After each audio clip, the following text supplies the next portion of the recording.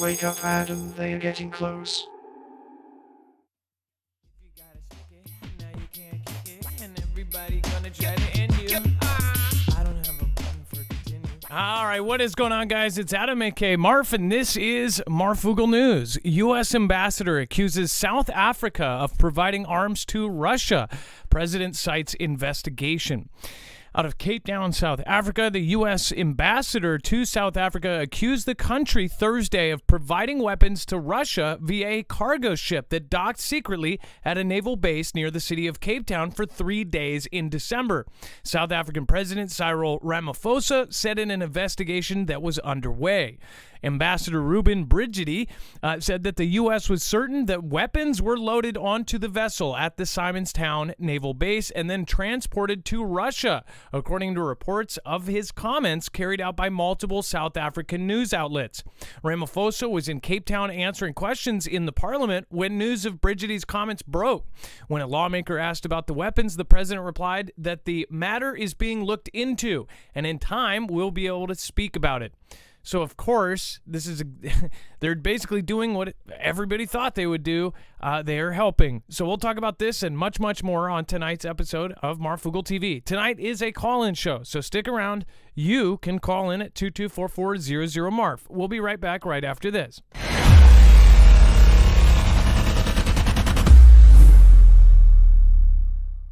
Nothing in the show should be considered legal, medical, or financial advice. The views of the callers can differ considerably and do not necessarily reflect my opinion, Dex's opinion, or anyone else who works with the show. You should always do your own research and consult with professionals. The internet is full of fake news, so please take everything with a grain of salt. If you have not already, it helps us out if you end up going through any of our affiliates, and it helps you out if you end up protecting yourself against cybercrime.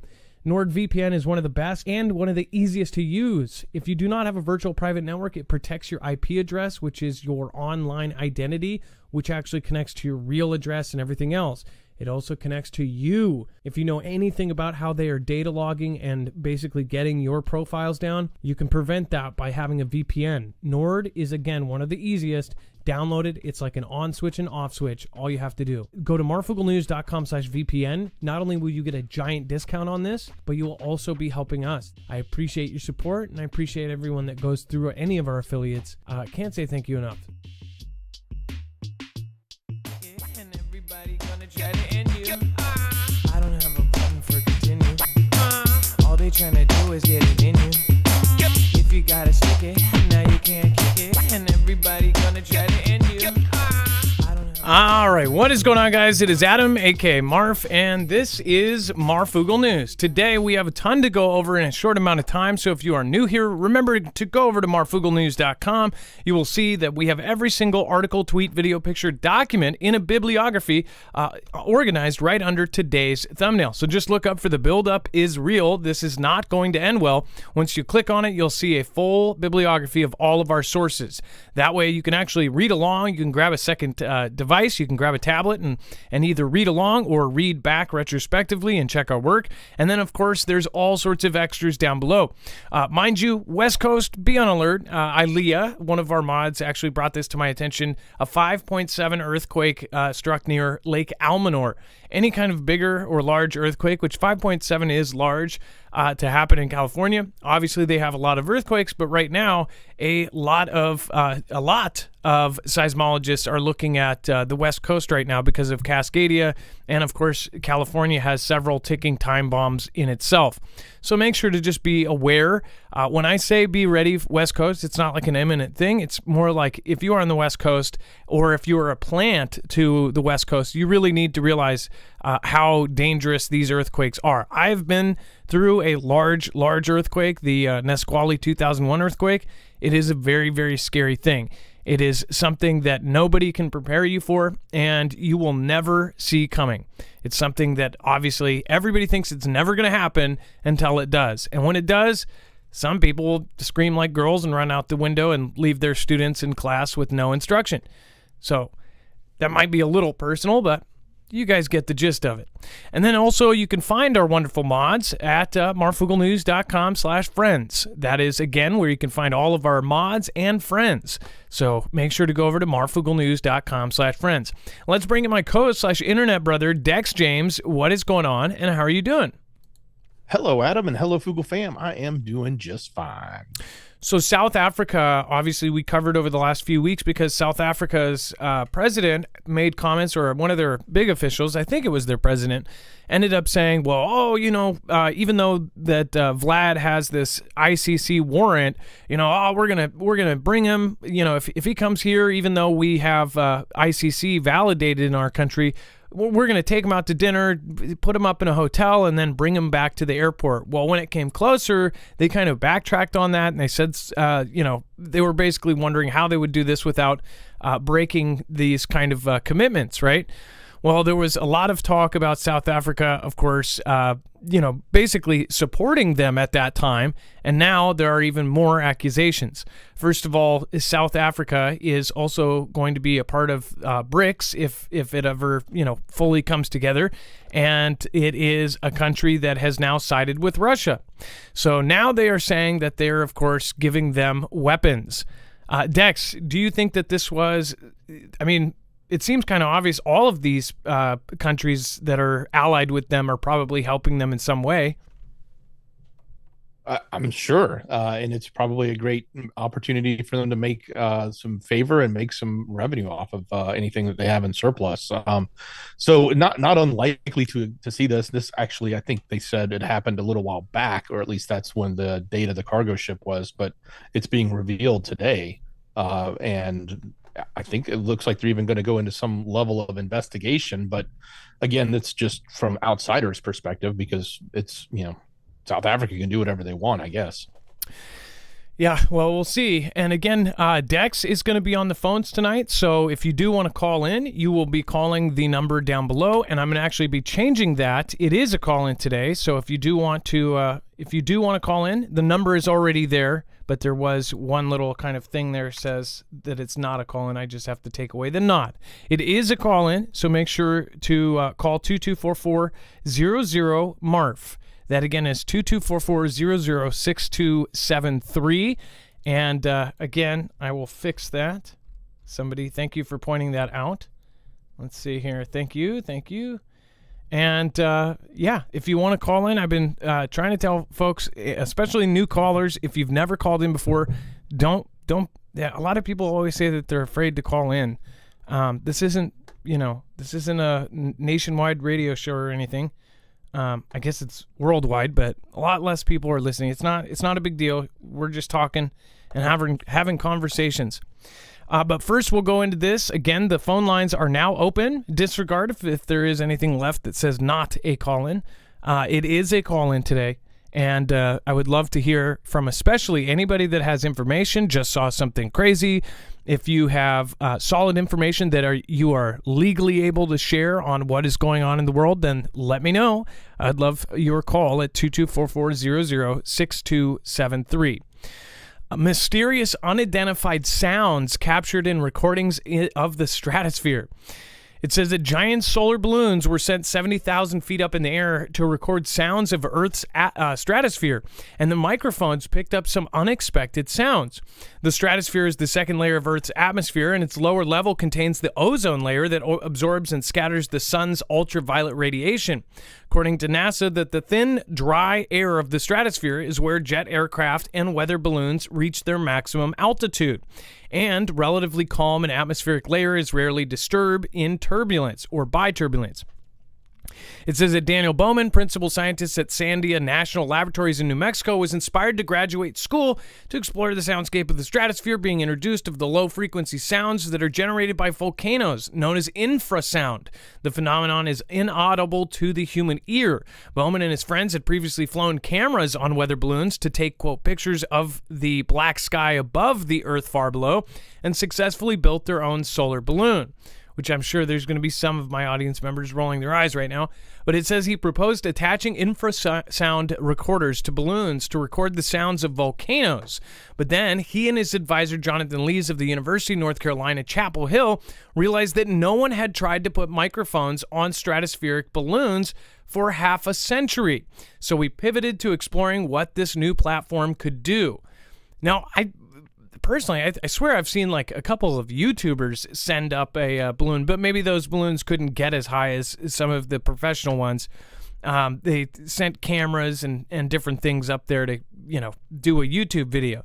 But apparently, on the solar balloons, we have recorded surface and buried chemical explosions, thunder, ocean waves colliding, propeller aircraft, city sounds, suborbital rocket launches, earthquakes, and maybe even freight trains and jet aircraft. It says we've also recorded sounds whose origin is unclear. It says the findings were shared Thursday on the 184th meeting of the Acoustical Science Society of America in Chicago, and the recording shared by Bowman from NASA balloon that circled Antarctica contains infrasound of colliding ocean waves, which sounds like continual sighing. But other than crackles and rustling, have unknown origins. In the stratosphere, there are mysterious infrasound signals that occur a few times per hour on some flights, but the source of these is completely unknown. So I wonder what that could be. Who knows? If you have any guesses, then I would love to hear them. I'm sure that some of you already have a thought or a theory in mind. But again, it's who knows? Maybe it's just some sort of natural phenomenon. And then aliens could be trying to contact Earth as twisted fields are found around a fast radio burst, otherwise known as FRBs. Are aliens trying to contact Earth? Scientists discovered twisted fields around a fast radio burst in breakthrough that could finally reveal the source of the mysterious signals. Mysterious radio signals have been a hot topic in astronomy since their discovery hinted that aliens might be trying to contact Earth. These oddly bright flashes of light registering in the radio band of the electromagnetic spectrum appear temporarily and randomly from space. Known as fast radio bursts, they were first detected just 15 years ago, but scientists have never known where they originate from. Now an international team of experts has made a breakthrough that could finally offer some clues to the source.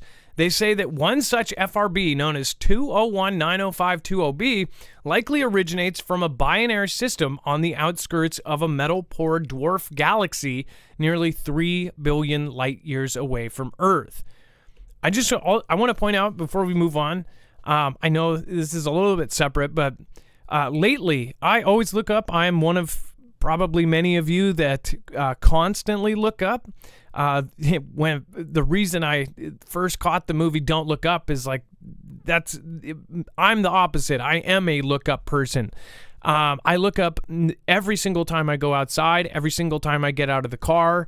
If it is nighttime, I am pretty much looking up. Every single time I leave a building, I am looking straight up. And if you are somebody like me, then you've probably seen some things that you can't explain. One of the things I can't explain is when I see these huge bright flashes and then they just disappear. They're not satellites. It's maybe you could say it's the sunlight or something, temporarily reflecting off of a satellite, or the mirror of a solar thing or whatever. But if you've seen this, sometimes it will be so bright it looks like, a plane is shining its headlights right in your face for a second, and then it just disappears. Or it will be a solid light, and then it will just disappear. Now, most people have chalked that up to reflections and things, but I've also seen tons of things moving around that aren't satellites. And it's like, what, these flashes and things, what do you think they are? I would love to hear your opinions on this specifically. I'll be going through the comments and I'll check, what do you guys think and what have you seen in the sky? I would love for you to comment down below your sighting of whatever it may be, whether it be a Russian experiment or it's genuinely a UFO or even a fallen angel. What do you think they are? Let me know in the comments down below. It is unclear exactly what the source is, raising the prospect that extraterrestrial life might be responsible, but it appears to be coming from a compact object, which is next to a massive star with strong stellar winds.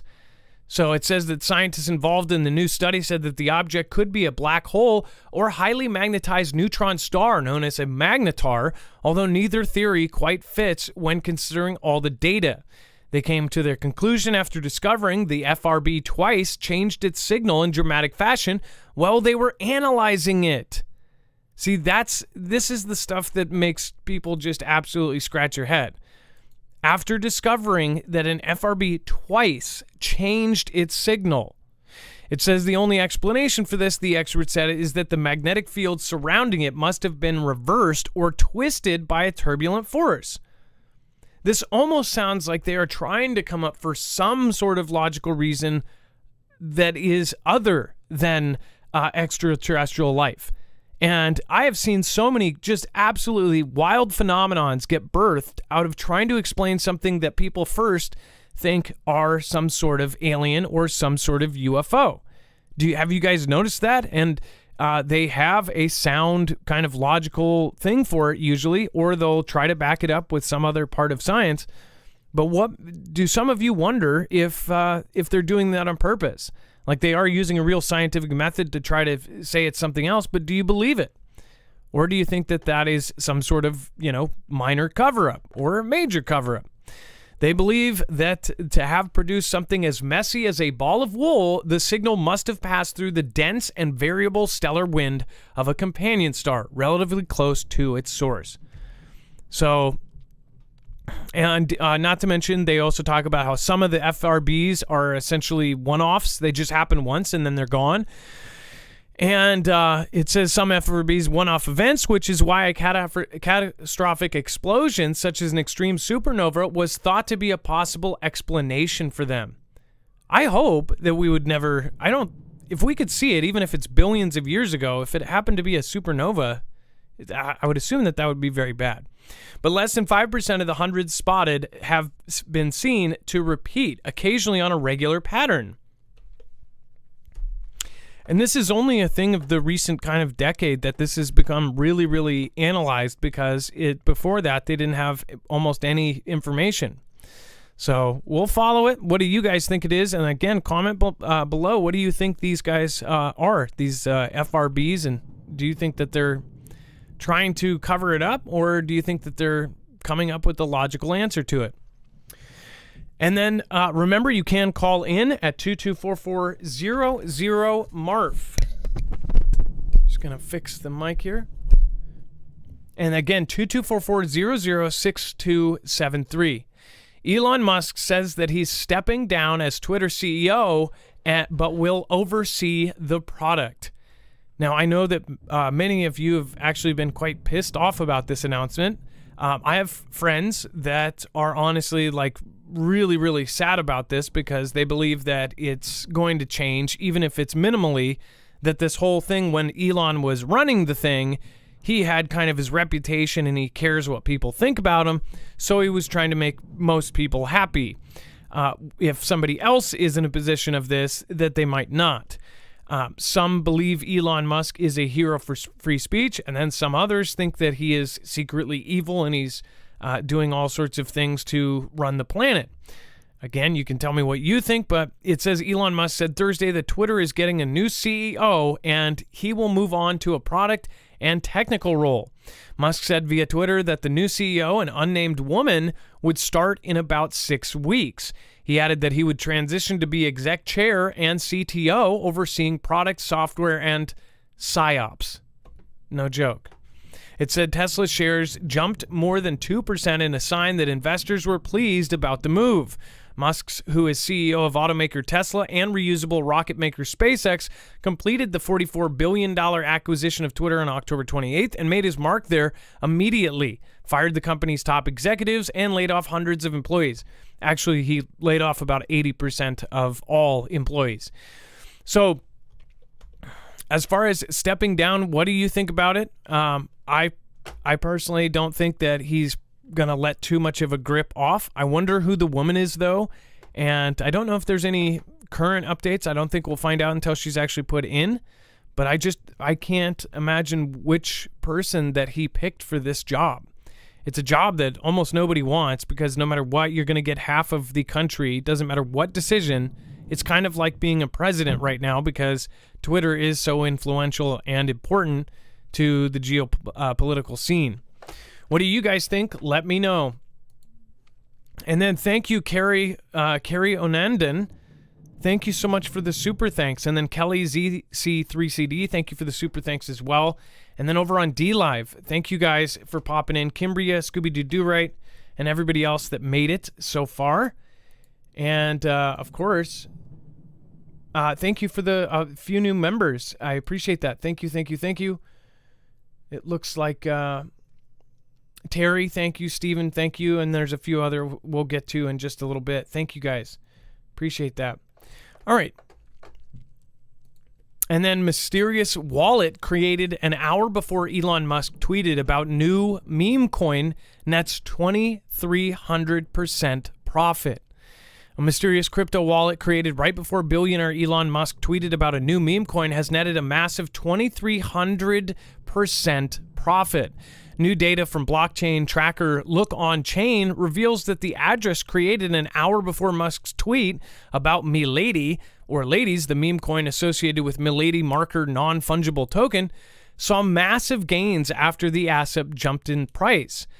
It said that it was created one hour before, and Ladies, which was launched earlier this month, was bought by the address for a price of, what is that? I mean, that's even a fraction. It's fraction of a cent, and it's trading at, another fraction of a cent, but essentially it has, gone up 2,300%. So you can imagine whatever you spent there, you would essentially 2,300 times it. That can't be right, is it? Or is it 23 times? Yeah, that would be 23 times whatever they put in. Look On Chain goes to bring attention to another savvy ladies investor who purchased a staggering 2.15 trillion tokens the day before Musk's tweet of a price of 4,035.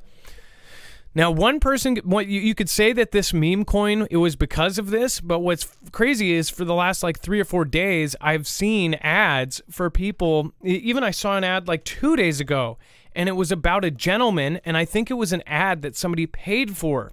And it was an ad about a gentleman who bought not only another meme coin, the Pepe coin, and he also bought the R, something with an R, Reclent or something, one of these meme coins.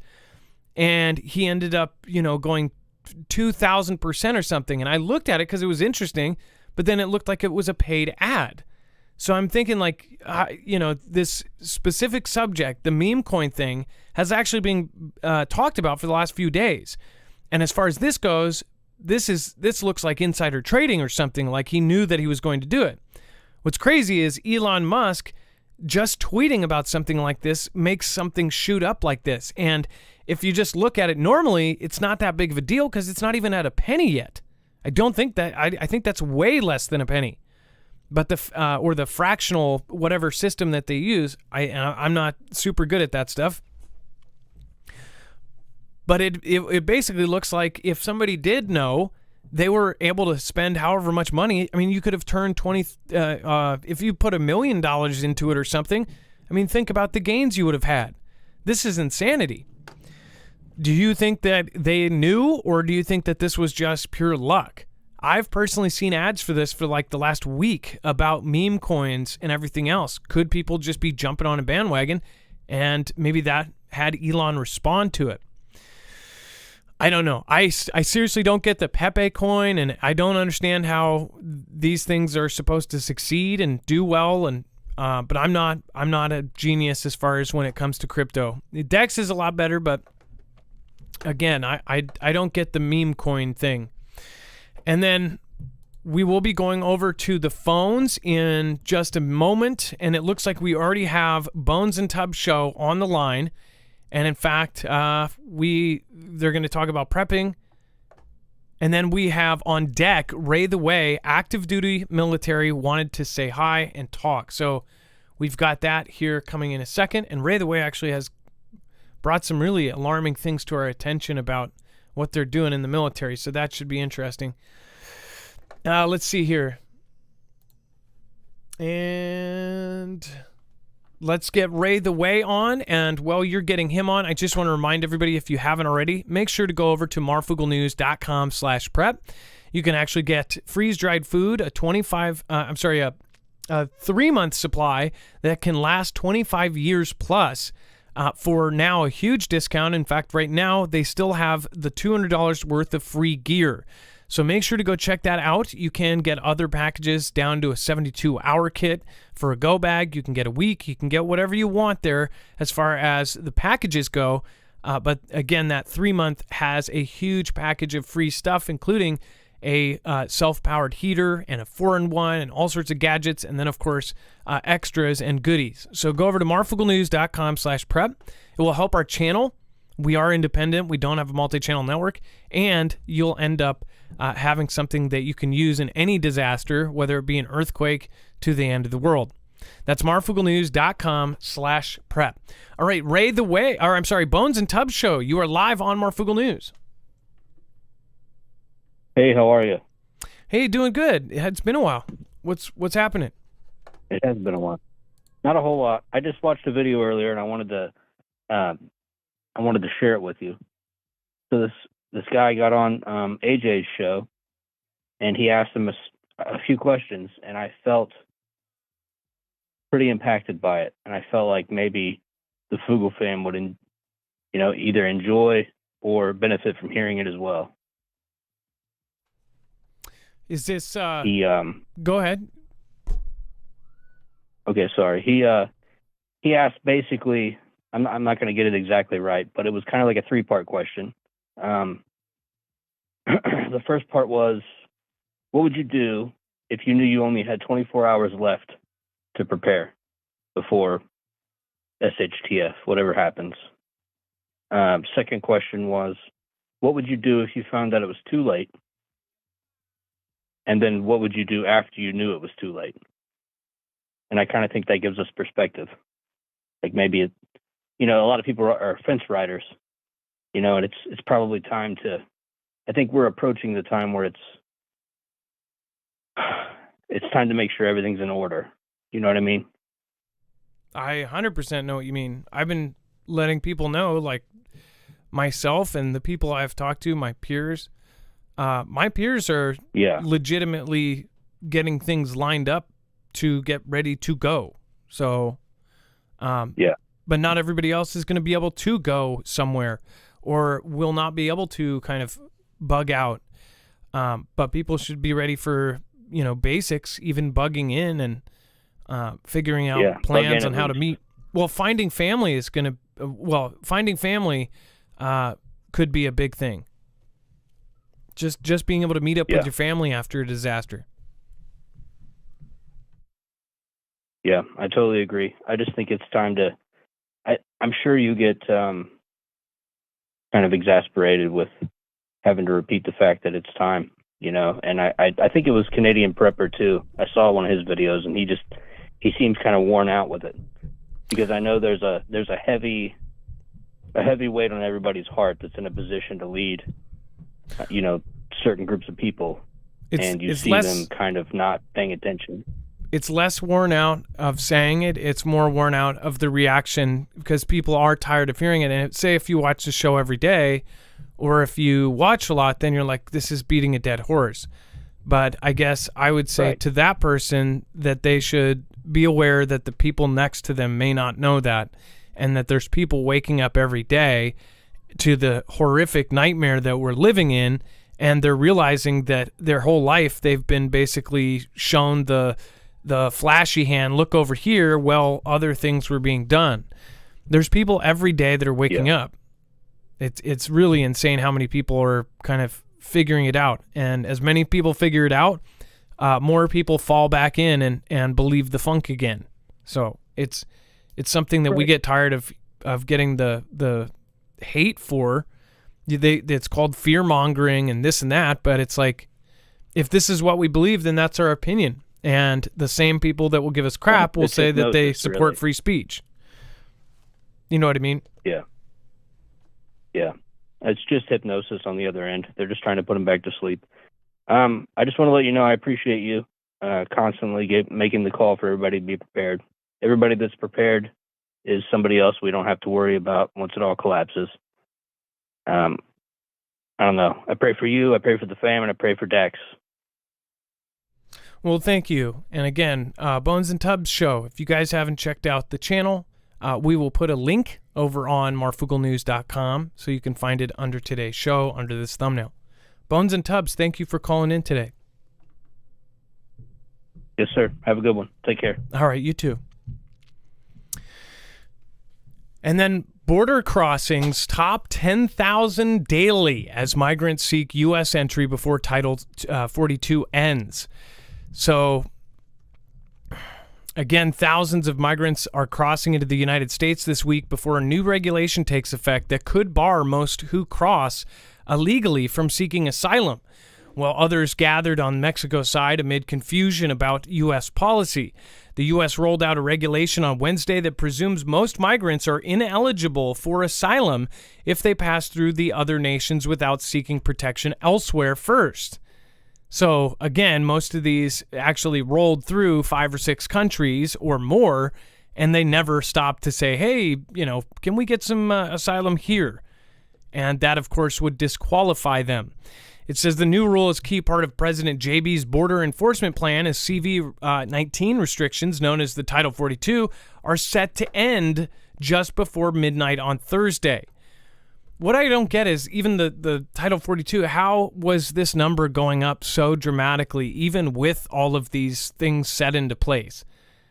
It almost sounds like maybe they, put up some sort of wall or fence, but I don't know. I just thought of that now, like a wall. Like, that's crazy. I got to write that down. Don't copyright or patent that, okay? Serious. You guys, come on. We're friends here. It says under Title 42, which has been in place since March 2020, many border crossers were rapidly expelled to Mexico without a chance to seek asylum, leading to repeat attempts. Homeland Security Alejandro Mayorkas said that the new rule would mean harsher consequences for migrants crossing illegally, who, if caught, could be deported and barred from the United States for 5 years if they do not qualify for asylum. We are making it very clear that our border is not open, that crossing irregularly is against the law, and those that are not eligible for relief will be quickly returned, Mayorkas said. And it said migrants have been amassing in Mexico near various parts of the border, many of them unsure about when or how to cross. Drone footage showed large crowds gathering at the border fence by El Paso. So, again, we're going to follow this. I mean, it's only going to get worse as time goes on. And ahead of Title 42's end, migrants in El Paso are urged to turn themselves in to immigration officials. Outside of a homeless shelter in downtown El Paso, where hundreds of migrants have been camping out in recent weeks, fear and confusion hung in the air. Men and women and children gathered under the White Cross tarps that are offered shade from the brutal 90-degree weather, sitting on cots and pieces of flat cardboard topped with donated sheets. Says, quote, I really don't know what to do. I'm so afraid to turn myself in and get deported. I just want to be able to move forward and find my family, said Jose, 41, who migrated from Venezuela and has been staying outside the Opportunity Center for the Homeless.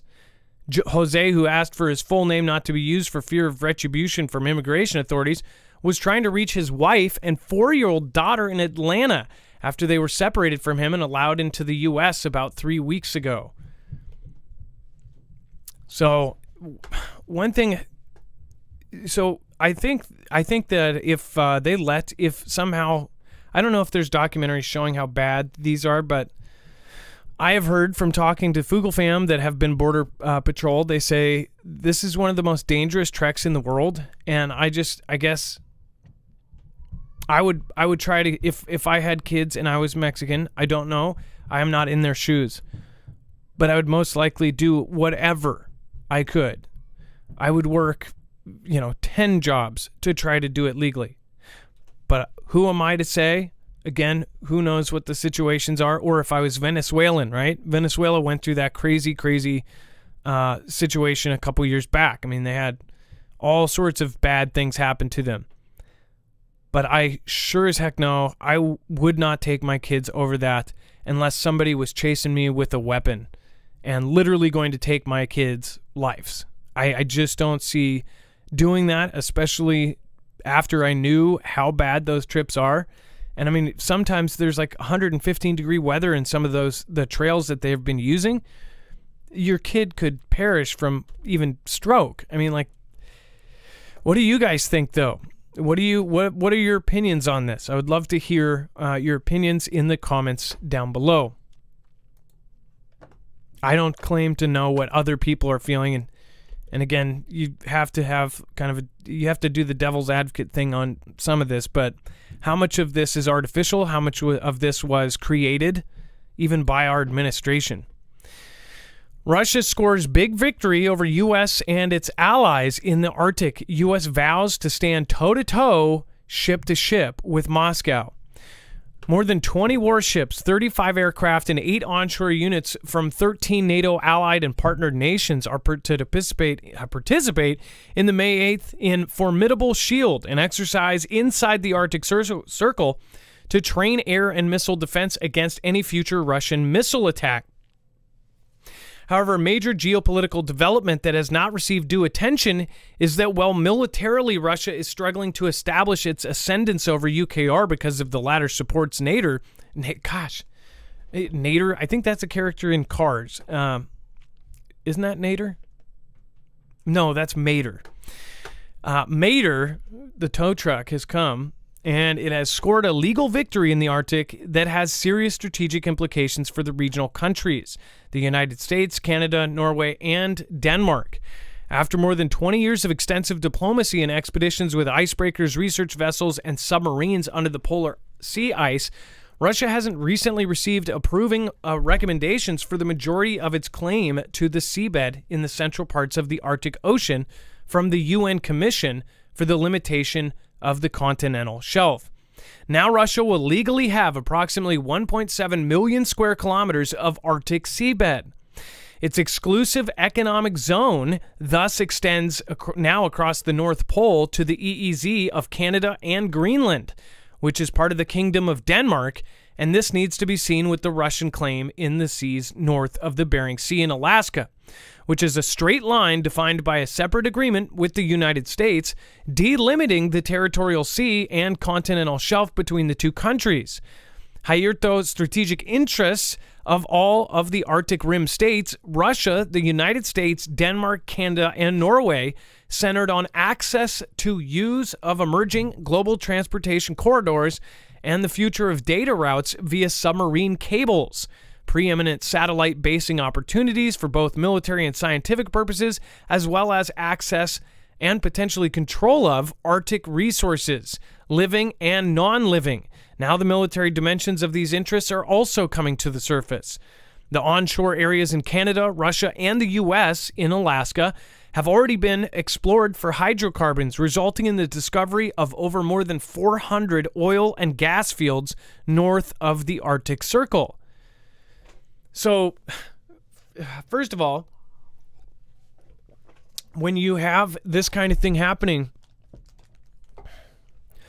if you talk about the oil and everything else that's up there, they have been up there for years and years and years. And the internet has talked about how they've been expanding, and there's been all sorts of theories of what is going on up there. But it seems like other countries were taking advantage of this. I don't think it's a coincidence that, what was that last part? The submarine cables, how China's doing their own, even though they lost the contract. There's different parts around the world that they're strategically setting up.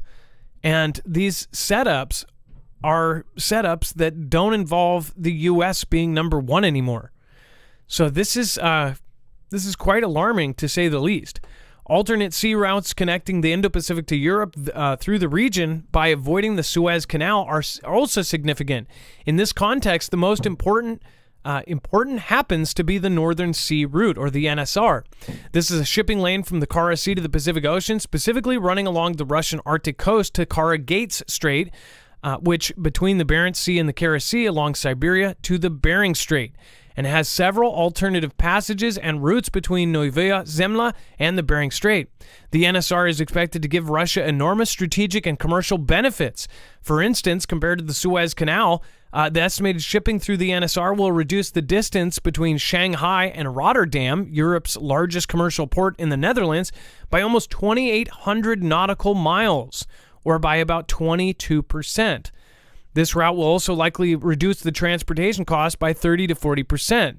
Similarly, while a container ship from Tokyo to Hamburg, Germany's prominent port city, sails about 48 days via the Suez Canal, it can cover the same distance in about 35 days via the NSR. Understand that no company is going to try to pay 22 more percent on fuel. They're also not going to try to pay for, 12 more days of paychecks for a transport crew. they're going to go the other route. Of late, Moscow is also minimalizing uncertainties related to the seasonal state of the northern polar ice cap and the Arctic transit capabilities of shippers. It says that the global climate and the great change has gradually boosted the competitiveness of the NSR. Basically, in certain parts of the year, this might not be a great place because all of the ice. Well, they've been investing heavily in these icebreakers, and it's insane the fleet they actually already have.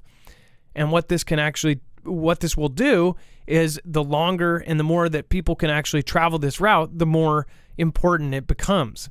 According to a Russian study, 2020 broke yet another record in terms of temperatures, and the Arctic ice cap has decreased by 5 to 7 times compared to the 1980s.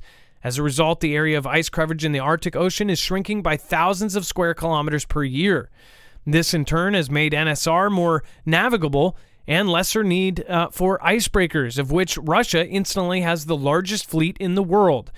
In any case, it is said that almost all of today's merchant ships are well equipped with icebreaking capabilities, enabling them to make their voyages over the Northern Sea route by themselves. So this is a big deal as far as the indications between what's going to happen here with not only with Russia, but with China. This is going to strengthen them. This is going to be something that's going to be a huge game changer. Now, before we go to the next call, Dex, I see that we have some stuff here. You actually had some interesting statements on this before we started the show about the Arctic bases and everything that's going on up there. Well, yeah, I mean, to me, the most interesting thing that's being talked about here, and it's nobody's really covering it, as it said, it's little known, but is that their economic zone has now crossed all the way over the North Pole. They basically have got, if the recommendation and the approval that has been granted by this UN organization is correct, now it'll be contested. I'm sure the U.S. is going to push back against it, but they're basically greenlighting them, saying, "Hey, you guys have your EEZ is now all the way over to Canada and all the way up to the edge of Greenland. It's 200 miles off their coast, but because they get the continental shelf clause, they're basically taking the entire Arctic. So set aside the shipping lanes, which they were doing anyway without this. What does this mean to us? From a defensive point of view, but what does it mean to them from an offensive point of view if they can have a claim all the way across the entire North Pole? That's kind of a scary thought. Now we'll have to see how this plays out with with treaties and whatnot, but ultimately it looks like, according to this process that they've been undergoing for quite some time, and we have reported year over year about the investment that they've made in the Arctic, and nobody else has been making it. We haven't been doing it. We only recently started doing it. We only recently did the drills up there. We've only recently said, yeah, you know what? We need to catch up with them. They've been putting bases up there. They've been putting all sorts of stuff in the Arctic. So it looks like their claims are now potentially going to be solidified. And I'm showing you a map here, just to show. I mean, there's so many people that have, I guess, problems with where everything is and remembering where everything is.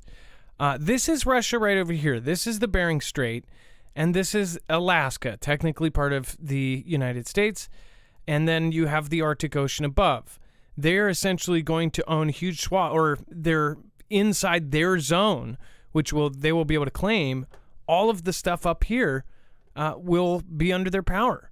I mean, this is huge.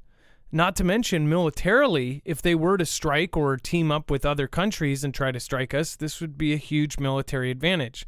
This is why people have been watching this for years and years and years. It's scary stuff if it really comes down to the potential scenarios that we've seen. So, not good. And up next, we have Ray the Way. We have a current military, currently serving in the military member, Ray the Way, who is calling in right now.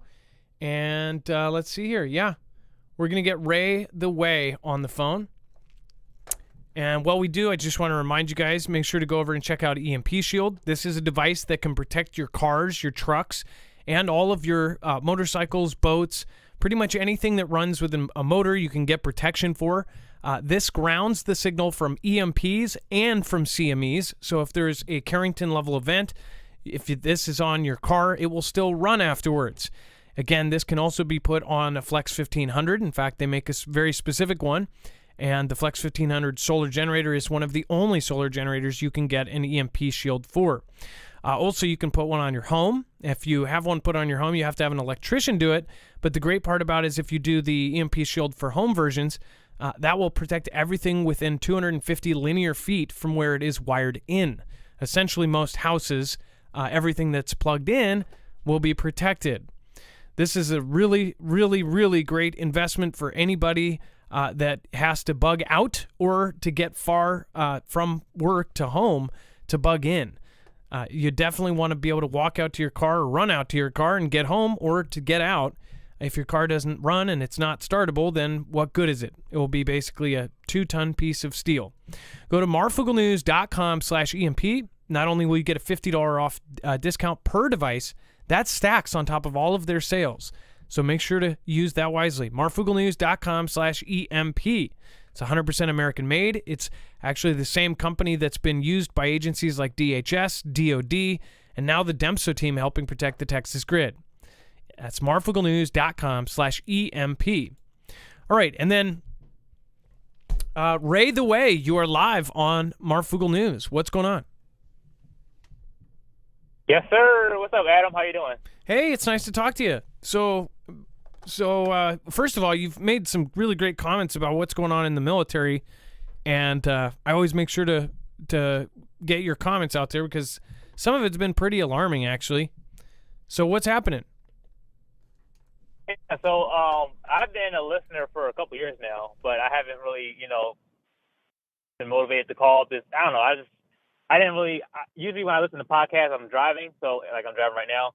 So I usually just, listen. But then, this year I'm like, I actually have to like call in and, let people know what's going on. Because some people, kind of say stuff that they don't know about. And, it kind of goes everywhere, like in the comments and whatnot. So I was going to address a couple of things. But, my little journey, because let me introduce myself. Right, my name is Raymond Jameson. I'm a senior airman in the Air Force. I've been in since 2018.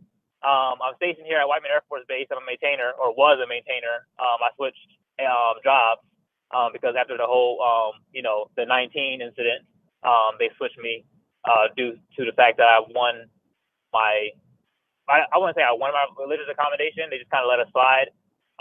But yeah, so the things that have been going on in the past year has been crazy. Like I mentioned a couple months ago with the whole intel brief. Like I said, I can't say a lot of what they said in there, but what I can say is after that whole guardsman that, documents were, built, really proved what, remember I was saying before, I don't, the media right? Or You cut it. Telling us in the military, correct? You cut out there for a second, just about two seconds back. You cut out for a second. Oh, okay. Yeah, after like those, those papers were spilt, I should say, on that Discord thing that happened a couple weeks ago, that kind of proved my suspicion of, what's going on here. Because remember before I sent that super chat of like, I don't know what to believe. Is it, is it the media telling the truth? Is it the military telling us the truth? In the intel briefs. Turns out, my suspicion was correct. So, that's going on. I remember last year I was at Intel brief and one of our commanders, or he was like a group commander. He came in and he gave us like a little brief, and then he just started spewing stuff about, the area, 5-1.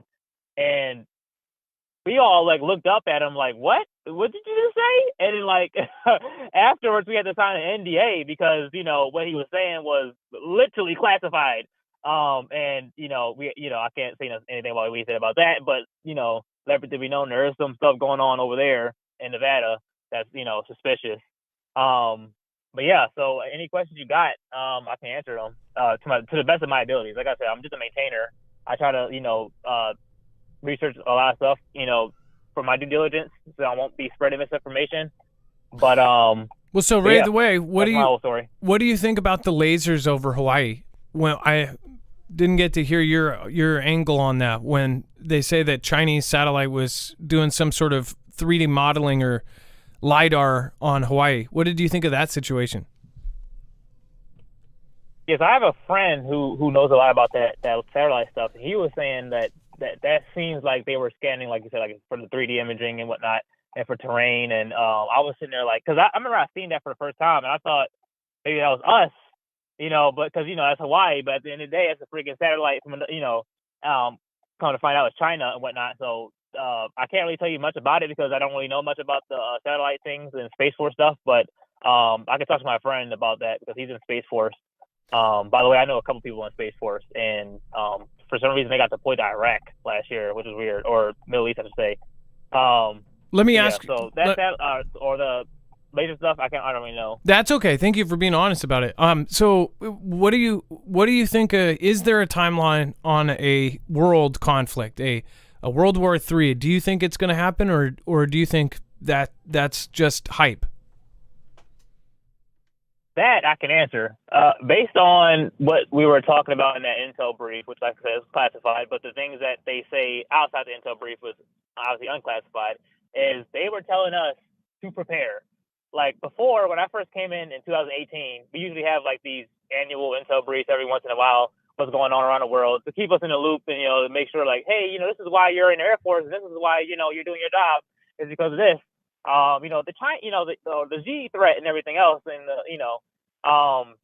so when this year when they told us in an intel brief, they were saying like prepare, take our foes seriously, because like you said, Mark, plenty of times, you're like people always had this misconception about China, like they're cheap, they're kind of what's the word like sub right compared to the U.S.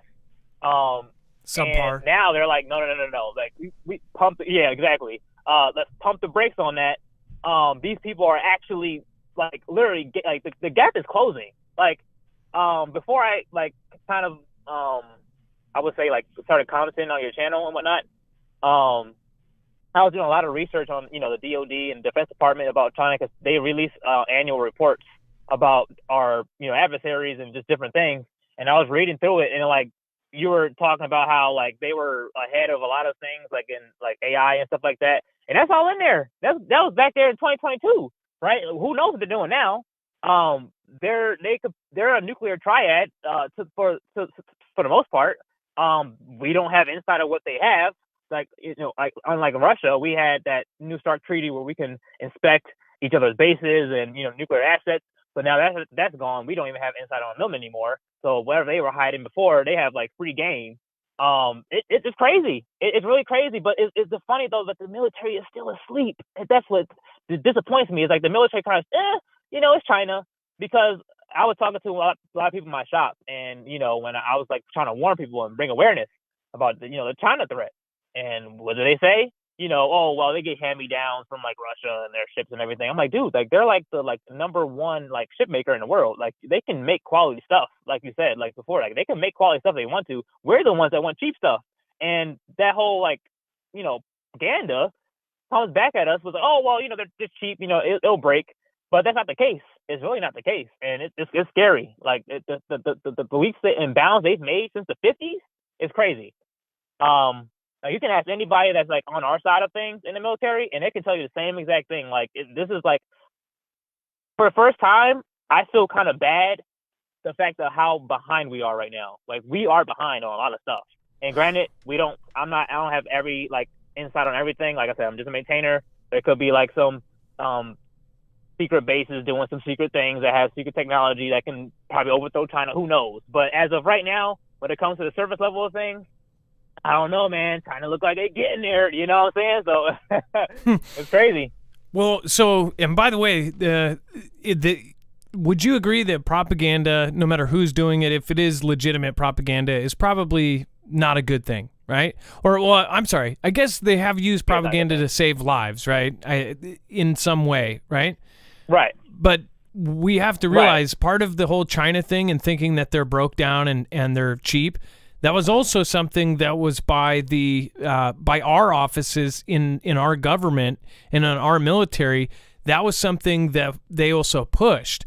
There was the real knockoff toys, and you'll see, obviously a heating pad comes out. Well, then China will make one that's a tenth of the price, and it will be similar, but it's a knockoff, and it's a crappy knockoff. It's missing buttons. It's got the wrong things on it. There's that. But those are done on purpose. The things that they make with their money and with their smarts and with their intelligence, they have now the materials from corporations all over the world to build some of the most high-tech and finest put together you've ever seen, highest quality items in the world. We know this because all of those high-quality, finest put together items started going to China to have them put it together for less labor. But they didn't sacrifice on the quality. So we know if they steal the blueprints for some of our jets, the whole thing in the first place when they stole those jet blueprints was, if it's made there, it's going to fall apart, right? I wouldn't say that. Right. They're going to do it to the T, exactly how the blueprints have it. And real quick, I don't know if you know who Yuri Bezmenov is. He was a KGB agent back when the Soviet Union was still up. And he was talking about, and it's crazy because they put this in like a Call of Duty freaking trailer. I think you covered this a couple years ago when it came out. But like he was talking about how it takes a generation, and granted they work with Xi and whatnot, the Winnie the Pooh nation.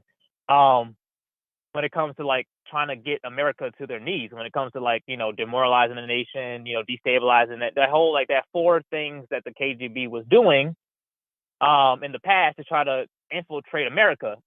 But just because they fell, the Soviet Union, does not mean that idea and that concept of infiltrating stopped. It's still just going. Actually, Yuri Bezmenov in the 80s literally said in an interview when he came to America, he was like, the first 2 steps has already been done, complete. Like the generation of demoralization has already been complete. And he was warning us like, hey, if you don't want to face these last 3 threats, which we've already unfortunately been facing, there's no going back in my opinion, right? You need to change up things. But obviously he was going from the political side and everything, and we all know that some people are selected, not elected, blah blah blah blah. But yeah, dude, it's crazy. There's one thing else I have to say, but I kind of forgot. But that's okay. There's always another call. There's always another call, Ray the Way. We can have you back again. Yeah. Ray the Way, thank you so much for calling in today, and I appreciate you. Yes, sir. And I know my name is Ray the Way, but I am not the Way. The Way is Jesus Christ. So I don't want people to think my name is going against that. That's my gamer tag, and I just went with it. But yeah, I appreciate it. You and Dex, keep doing the work that you're doing, and I will see you guys later. All right, Ray the Way, thank you so much, and I appreciate you. Have a good night. And thank you for your service, Ray.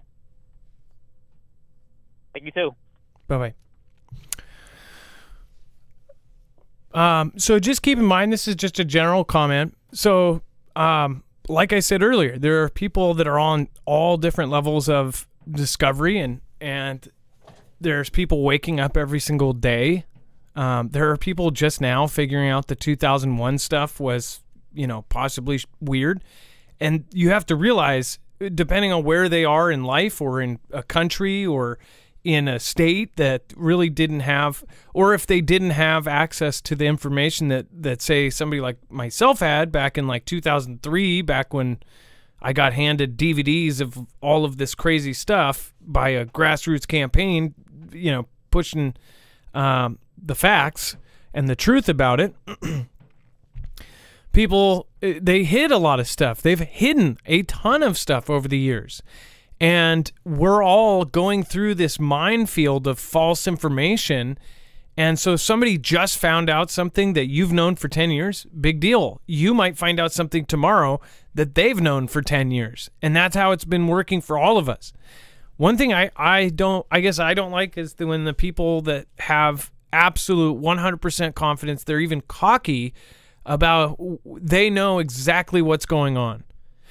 I think those people have been tricked too. If they really do 100% believe that they have the whole narrative down and they've figured it 100% out, then I won't listen to that person, because I'm like, if you think you have the whole story, then that's either a lie or you are being tricked somewhere in your theory. There's no way, unless you are God right now, that you have all of the information. Just period.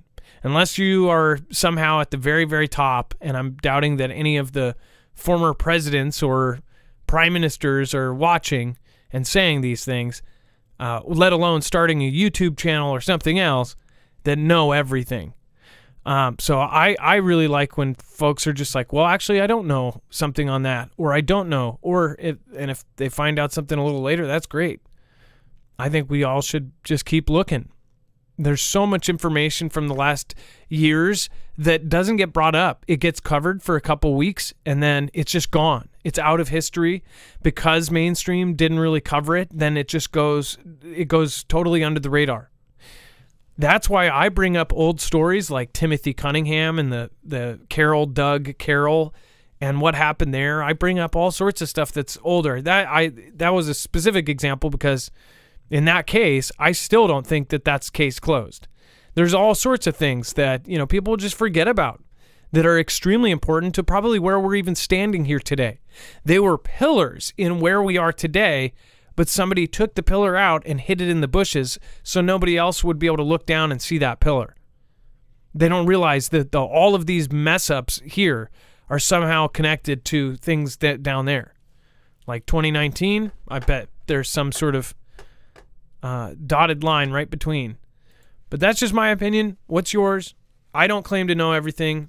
I know Dex doesn't either. I don't. And if I find out something that people have known for years, and that's I think that's a good thing. UKR gets British long-range missiles ahead of counteroffensive. So we actually said this was going to happen. They asked for them before. Which, by the way, now they're asking for F-16 jets. They're going to get them. The pattern has been 100% on this. They have asked for things. They have gotten those things.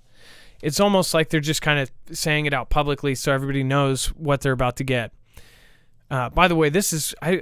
what picture is this? This is a member of the military walks past an MBDA Storm Shadow Scalp missile. I don't know if this is what they're getting, but look at this damn thing. That thing is I think they're testing new tech. Like Vlad says, I mean, they're fighting NATO infrastructure. Yeah, they've actually donated that. So I knew they were doing missiles, but they're actually doing this missile and a bunch of them, right? That looks pretty freaking advanced. It's got an air intake. This thing looks like it's out of a video game. Pretty impressive. But it says that they are going to give them to the UKR Air Force in a move widely seen as a game changer in Kiev's ability to mount long-range strikes against invading Russian forces. Keyword, against invading Russian forces, right? Or are they going to use that to go deep into Russia and strike the Kremlin? The decision to hand over a quantity of the MBDA-built cruise missiles was announced by the British Defense Secretary, Ben Wallace, in a May 9th statement to lawmakers there. Storm Shadow is a long-range, conventional precision strike capability, he said. It complements the long-range systems already gifted, including HIMARS and Harpoon missiles, as well as the UKR's own Neptune cruise missiles and longer-range munitions already gifted. The Anglo-French developed Storm Shadow missile, known as in France as Scalp EG, has a range of excess of 250 kilometers or 155 miles and is particularly effective against hardened and buried targets, according to the manufacturer. So what if Vlad is in some sort of bunker or something and they take him out with that thing? Yeah. So... By the way, Dex, I don't know if you have access. Can I, for some reason... Okay, no, I do have it. Thank you, new members today. Thank you, Sean Penn. Thank you, Dane Juris. Thank you, Stephanie Munoz. Celtic Warrior just got a badge. Wings and Wags Patriot, thank you. Sean, a.k.a. Red, just got a badge.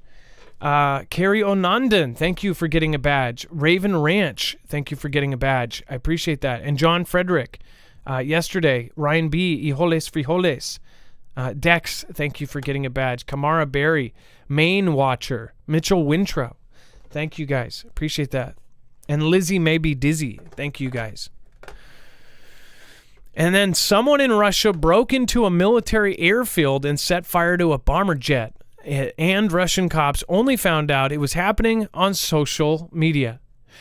Dex, I was going to pull up. I'm going to pull up a piece that I loaded, but it didn't actually go into the news. I don't know if you can cover this, and I know that you looks like you've lined up our callers. So, could you pop in for a second?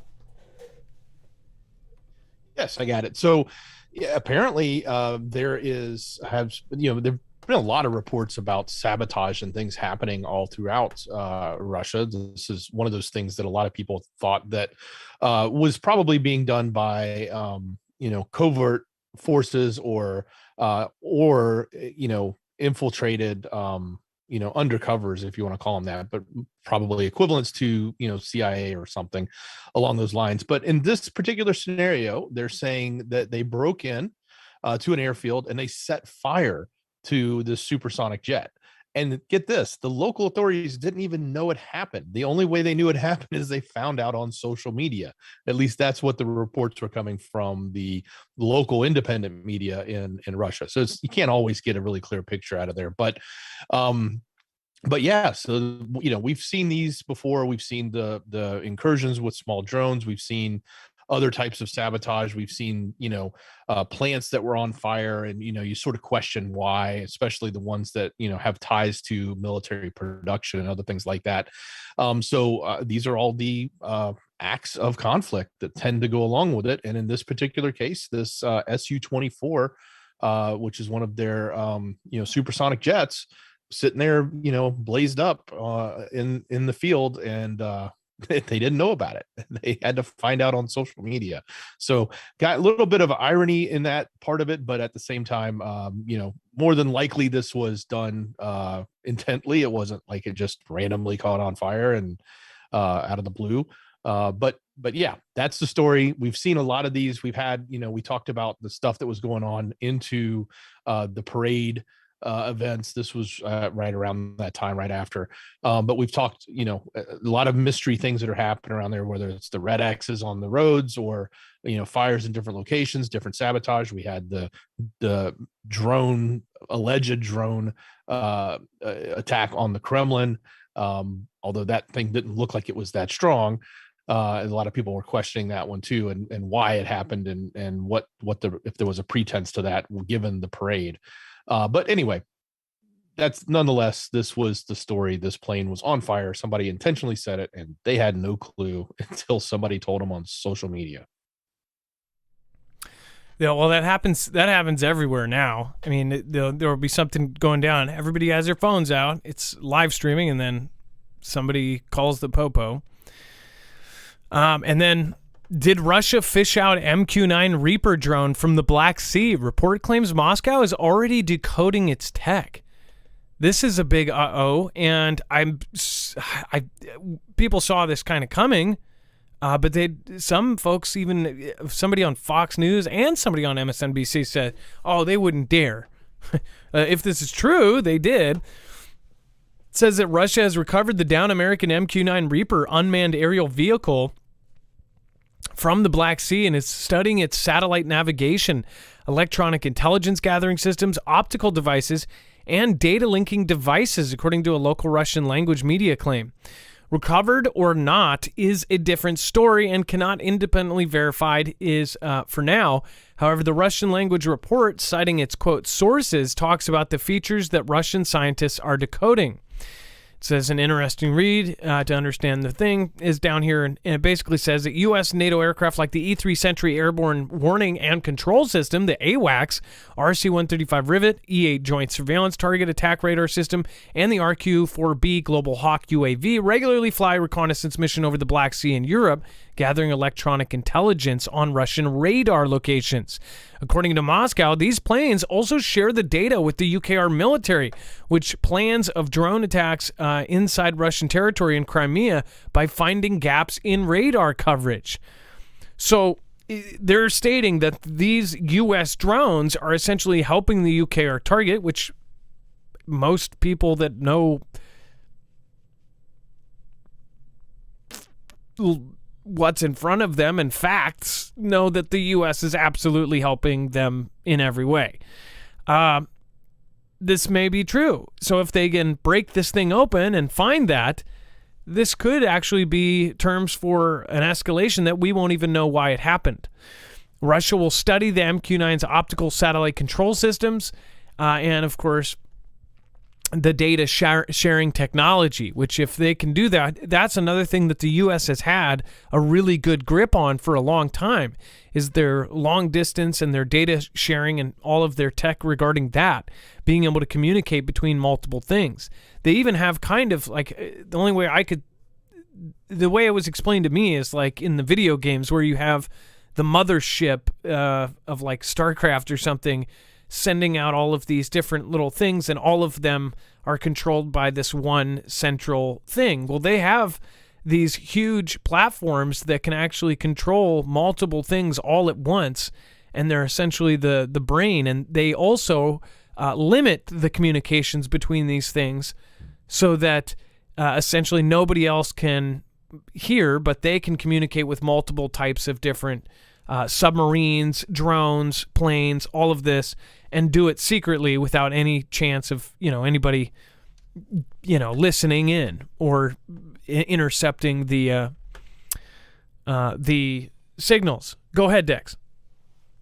Well, this is a huge claim if it's true, and I definitely put a big grain of a whole pile of salt on this one. But I only say that because it's in it was in an area that was very deep. At least that's what we reported. We, as in the West, the military said, "Hey, this is in very deep water. It's not going to be something they would be able to easily obtain."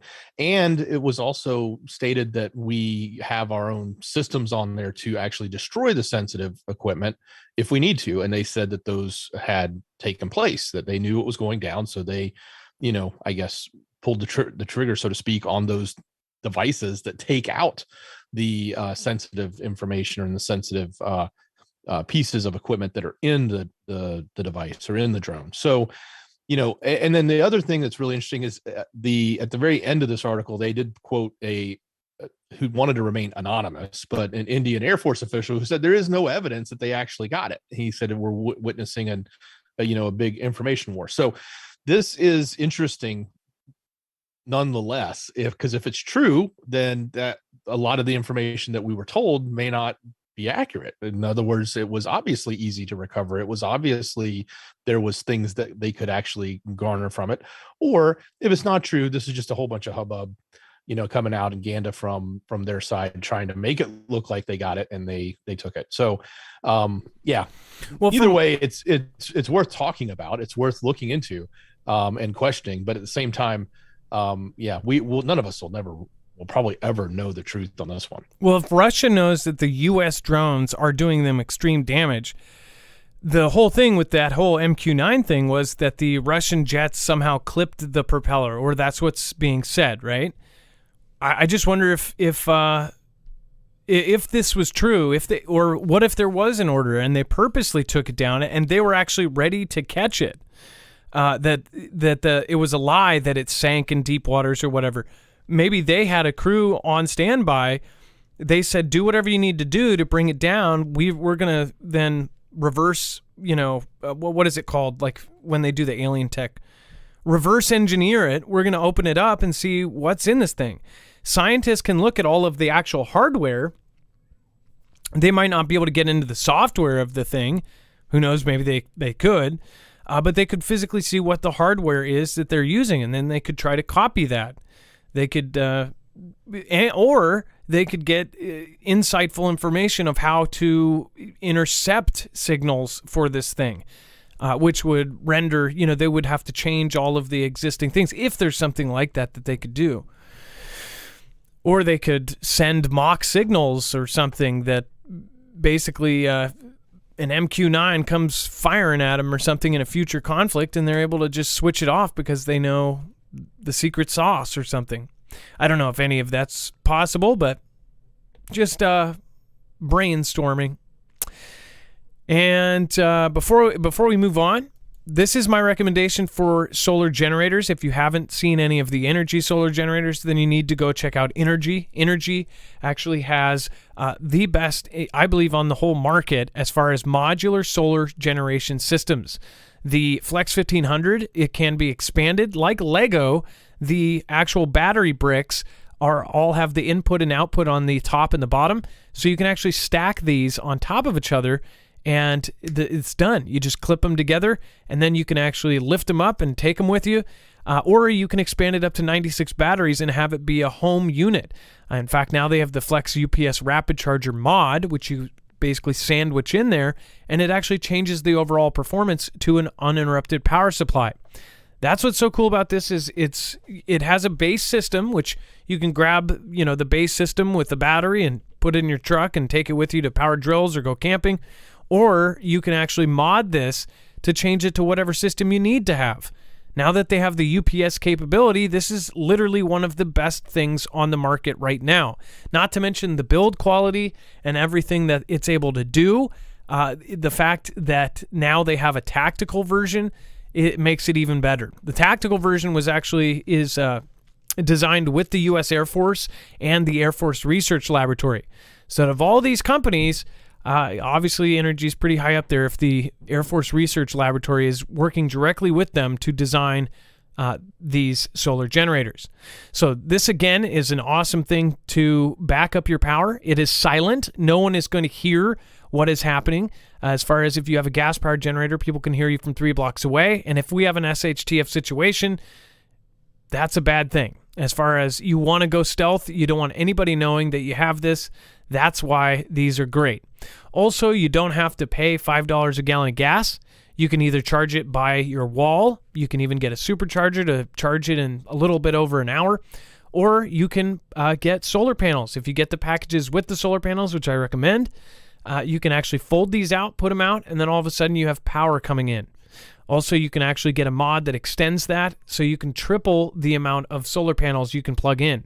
This is a great system because obviously you can have unlimited power as long as you have a sunny day, even a sun, period, the next day. A lot of people don't think that you can use this in places like Seattle or overcast places. That is a myth. That is not true. You will get less power, but you will still get power even on an overcast day, just as you will still get sunburn on an overcast day. That is a complete myth. Anybody in any state can use these as long as they have a sun rotating around them. So make sure to go check it out, marfooglenews.com/energy. You will get a special discount with our code.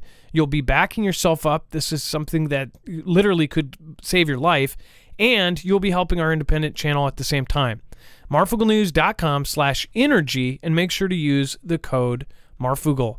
Thank you guys for doing so in advance. And then we have Microsoft says commercial use of fusion produced. We'll go to that in just a second. Will be available in 5 years. Let's get our next caller on the phone.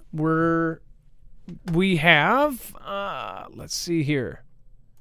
We have Shaw, first-time caller, talking about the border crisis, calling from Texas. Shaw, you're live on Marfoogle News. Hello. Hey, Shaw, what's going on? Can you hear me? Yes, we can. Not much. Yeah, cool. No, I just want to say what's up. Other than that, the border's not that crazy right now. We'll see in the morning. You do see a lot of drones in the sky right now. It's lit up. Not the usual sky it usually is by the border, because I live like by the last border in the city. And so So pretty chill right now, but we'll see what happens, wait. So you said in the drone? morning. You have drones above you? Is that what you said? Well, there's drones all over the sky right now, over the border, because I know the geography, so I know where the border's at, and you can see them flying.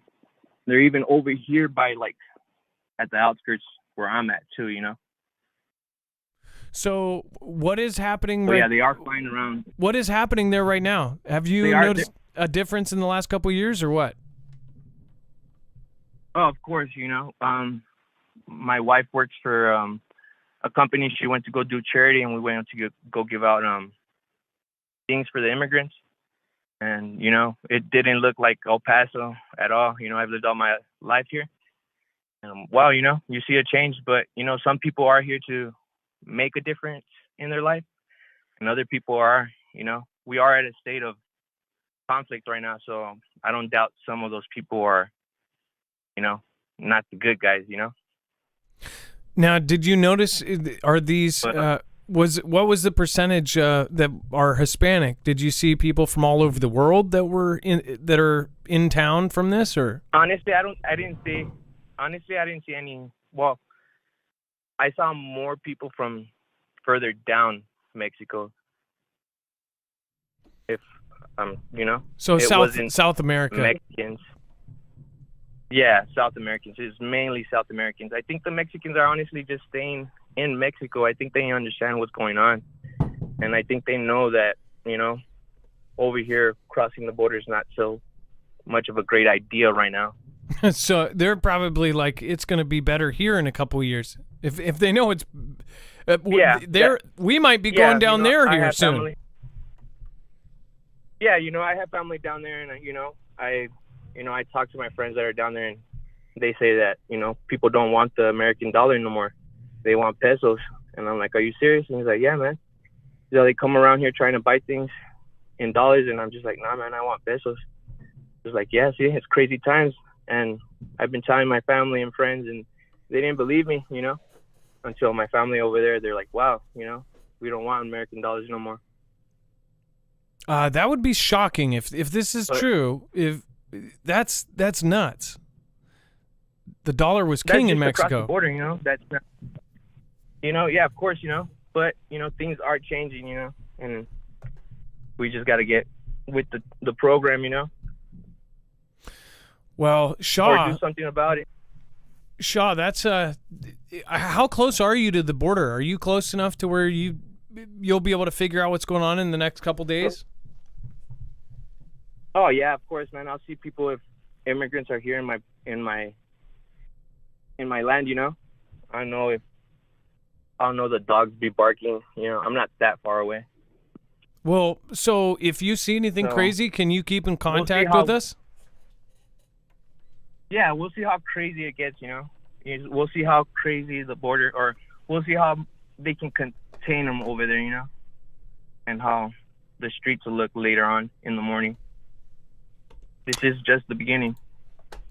I agree. Well, so if you're okay with it, we'd love to check back in with you and see what happens over the next couple days. Obviously, of course. Somebody really that down there is better than somebody we question from mainstream media. No, of course not. I mean, the media is going to keep hush hush. We already see that. We understand that we're here at Marfoogle News because we understand that the media lies to us. We're here with you for a reason. And how do we wake up other people is the question. When maybe they've already been awake and then they fall asleep again, or they're just too scared. You know what I mean? I do. But they feel alone. Well, Shaw, thank you so much for calling in today. Of course. Shout outs to Marfoogle family. Much love. Let's keep waking people up. I don't know what else to say. We can't beat them with the stick yet, but one day it's gonna come to that. Your family thinks you're nuts, and then they're gonna come knocking at your door, and you're gonna be like, "Yo, man, I told you." Yep, and it's a Twilight Zone episode where they're gonna want to get it in the shelter. Zone. It's like what movie, what dystopia movie we living in? We'll find out. All of them. You got to keep rolling with the punches. We All just right. got to keep rolling with the punches and stay strong. Well, thank you All so right, man. thank you so much, Shaw. I appreciate you. Yeah, thank you guys. Peace out. All right, bye-bye. That was Shaw from Texas. That goes to everybody else too. Is if you live in an area which the breaking news is happening, you let us know. This is you guys are an extension of us. So please, if you have information, if you have video, break out your cell phones. I've told people before, but it's like, we have the marfooglenews.com/playmyvideo, and if you catch video of something crazy happening, send it to us and let us know. We will show it on the show. If you I think the last video that was sent in more recently that we showed was the tanks in Palm Springs, Florida. Just train of tanks just kept going for miles and miles. But yeah, if you see something crazy, even if it's something like you're in a grocery store and you see something nuts go down, send that video to us. I know that all of you. I know how much stuff I catch on crazy camera. I can't imagine all of you busting out your phones and catching stuff. Send it to us. It doesn't have to be. It can be whatever. If other people should see it, then let us know and we'll show it. And then Microsoft commercial use of fusion-produced energy will be available within 5 years as part of a new deal with Sam Altman-backed Helion. Dex, do you want to explain this one? This is more up your alley as far as the tech goes, but it's also Microsoft. Why is Microsoft involved in all sorts of stuff?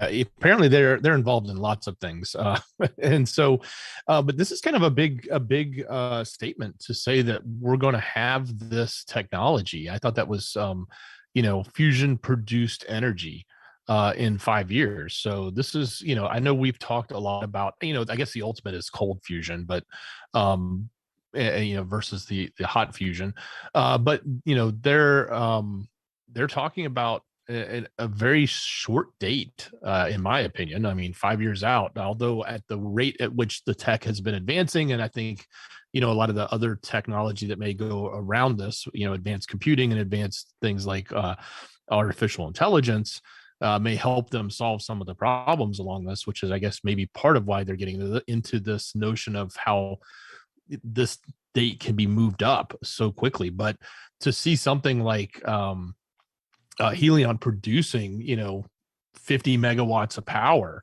by 2028 out of a fusion system, that's pretty amazing. Now, why is it important to somebody like Microsoft? They have, like a lot of the computing companies, they have tons of power demands by all of the servers that they run, all of the cloud computing that they run. A lot of these places are just eating up the energy, and they're looking for ways to do that in a more efficient way. I know a lot of the data centers a lot of them have been tried to be built around solar installations, stuff like that, so that they weren't just sucking up the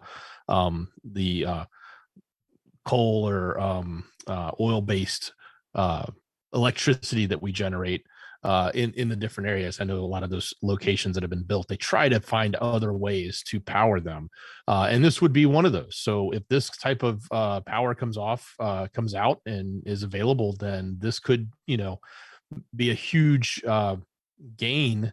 And the other way to think of this is, like, look at the computing power we have today and what's it going to be in 5 years, and look at the demand. The demand is, it's going up because everything's digitized. It's going up because everything's getting bigger. Video files are bigger.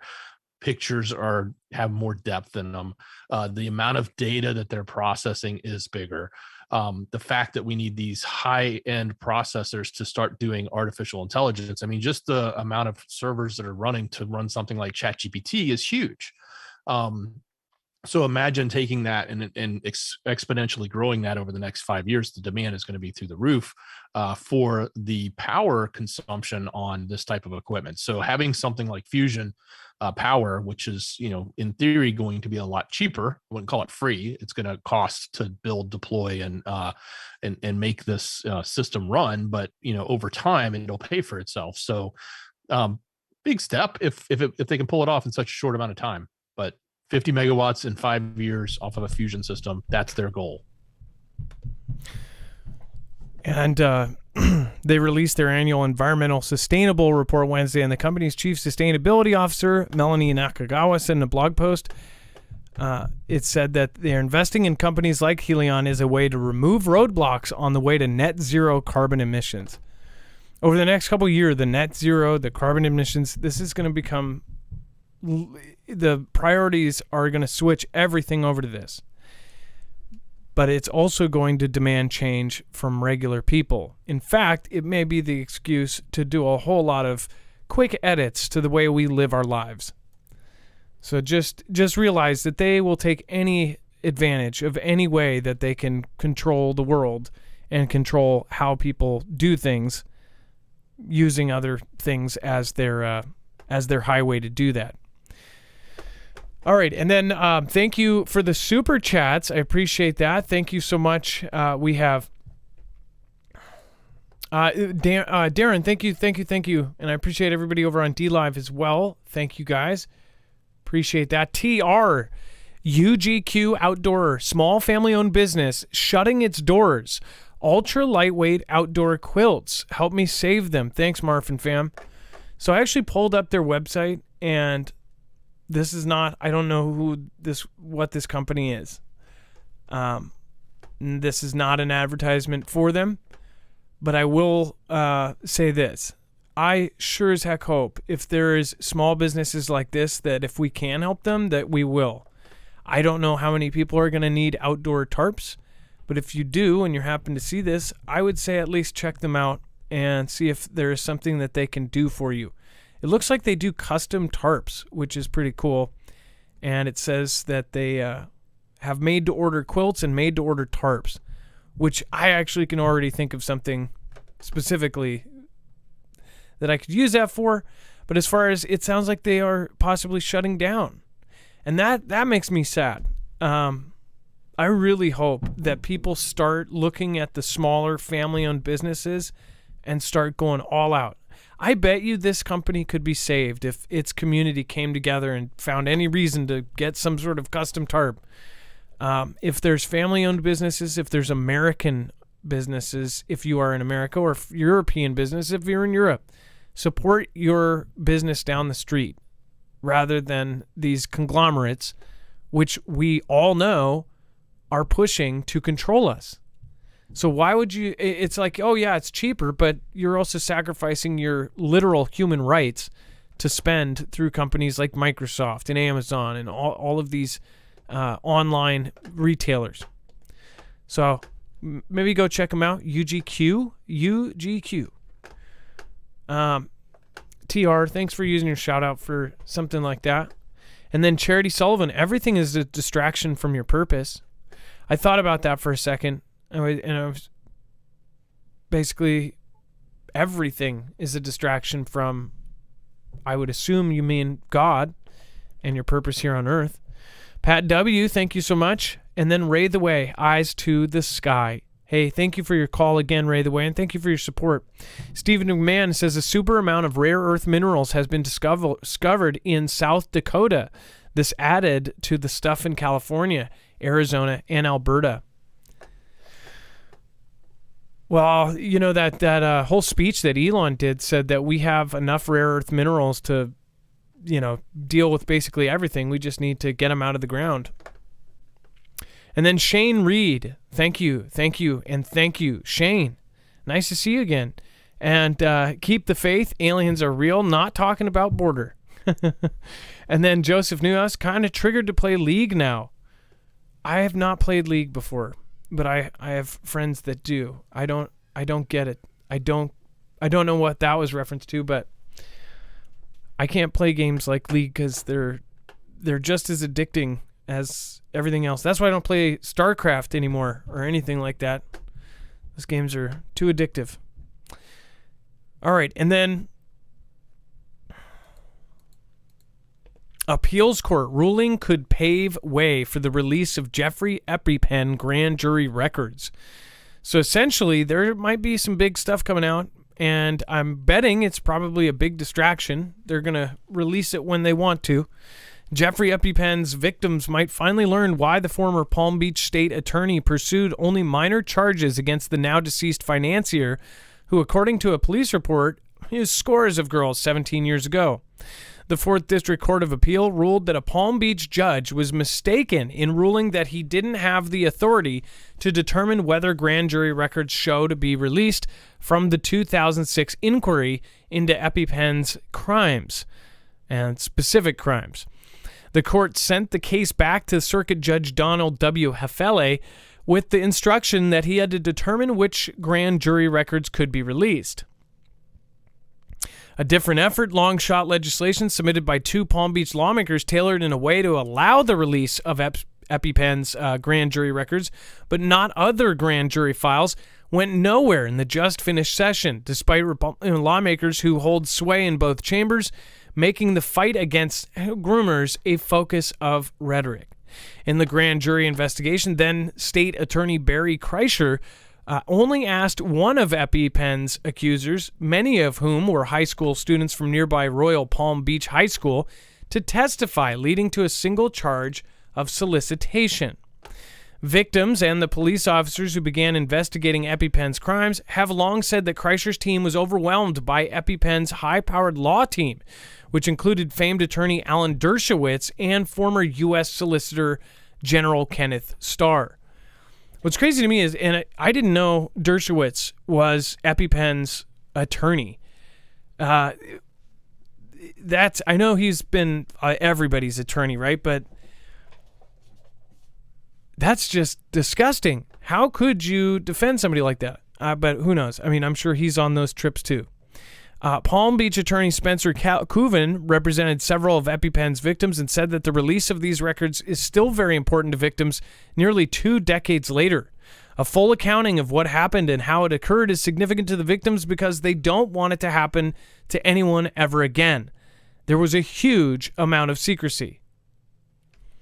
This stuff, it's surprising that this was so publicly found out. I mean, but what's crazy is how much media covered. They are obviously, telling us of the bad stuff he does.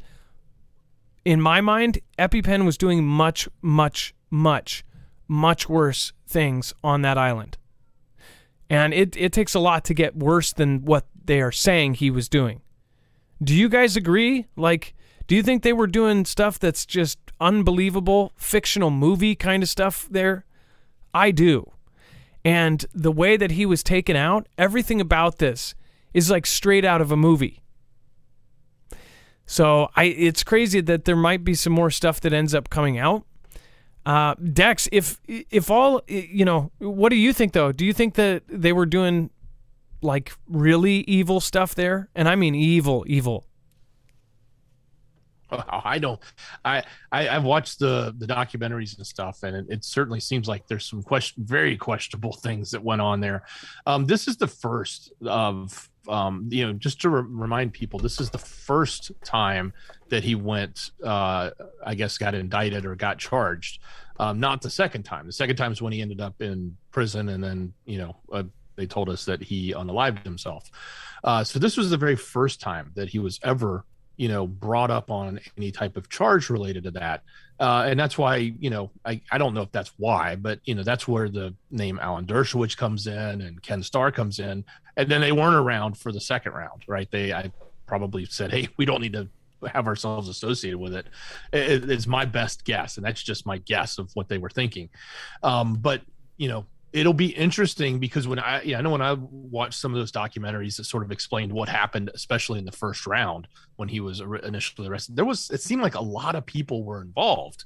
But like it says here, it was only one person that they had testify. It seemed like the most minimal amount of information they could come up with to get the charge, to get the slap on the wrist, and then send him on his way. And that's exactly what it appeared like from what they showed. So if more information comes out about what happened during that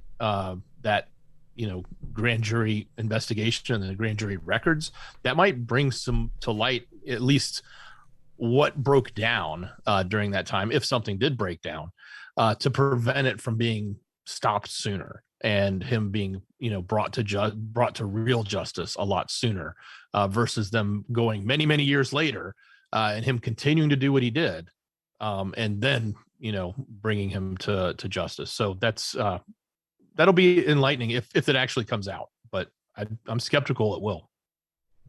By the way, Davos Van Scaro says anything new on the missing Mr. Page, who they're trying to get for to testify.